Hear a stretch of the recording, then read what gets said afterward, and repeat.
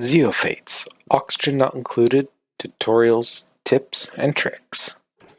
And welcome everybody to another tips and tricks video for oxygen not included.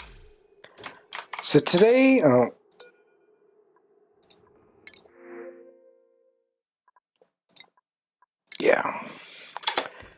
today I'm going to go over, well, pretty much infinite storage for you. Now, most of you are probably thinking, well, I'm going to store my liquids just by building a box, and I'll store the liquid in here. Well, that can overflow. Another way you could store your liquid or your gas is either in a liquid reservoir or gas reservoir. The problem with those is capacity. They'll run out of space eventually. So how do you store an infinite amount? Well, if you just made a box like this, yeah, it'll store liquid, it'll fill up, and that's going to be it. If you shove too much liquid in here, it'll actually break these blocks. And then it's going to spill everywhere, and you don't want to deal with that. So, how do we get infinite? Well, the way you get infinite is actually with manual airlocks. Store liquids.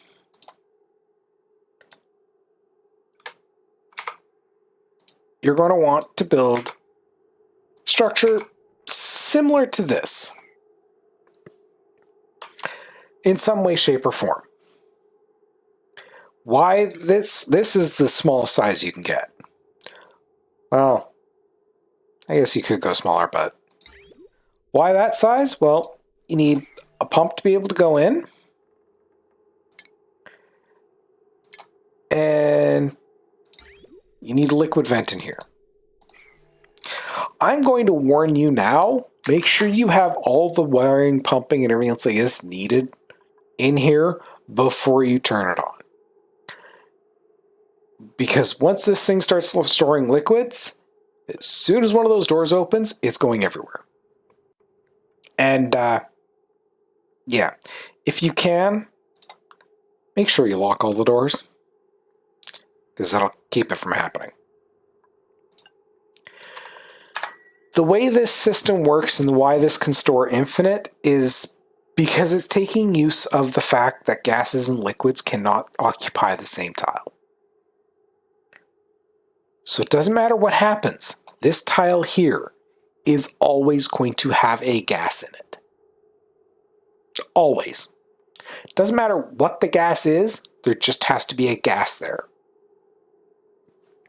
And because of that, that vent is never going to get overpressured. So it is going to keep dumping its liquid into here. And the reason why this works is because, well, these doors don't get damaged by massive amounts of pressure. So they'll never break. So you can get truly stupid levels of liquid in here. Like we got our system over here. It's got less liquid than it normally would have in here, because usually it caps out at about 1,000 kilograms. But I've seen 150,000 kilograms of liquid in one of these. But if you'd watched the plumbing tutorial video, you've actually seen this system in action, how it works. So what's going to happen is, no matter what your source is, the liquid's going to pop into here, and it's just going to dump into here. I would personally recommend that you filter the input somehow, and you only store one liquid in each tank. Don't put in multiple.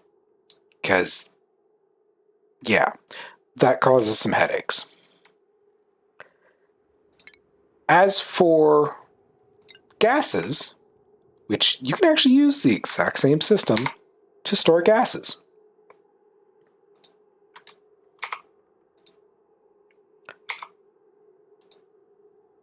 And it's pretty much a similar layout.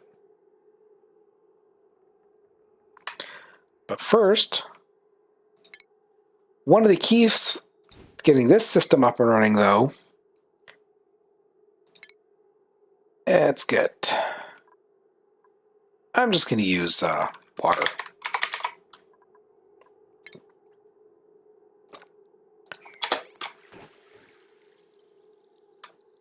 Put some form of liquid here, water, polluted water, gunk, whatever. I personally would not recommend any sort of liquid that is going to have a sublimiter, such as like polluted oxygen, sort of polluted water. You're going to need that there. Why? Because you want 2 tiles of liquid there, and you want to put a vent in. Because right there, that vent is not overpressured, and most importantly, it's not classified as flooded. So this here will constantly be pumping gases into here. Again, much like liquids, you're going to want to filter it before it goes in. And all you need to do to get it out is have a gas pump in there. These 2 structures will store as much as you can shove into them. So they are, by far, some of the more useful structures you can build. Well, have fun with your builds. And we'll see you all next time.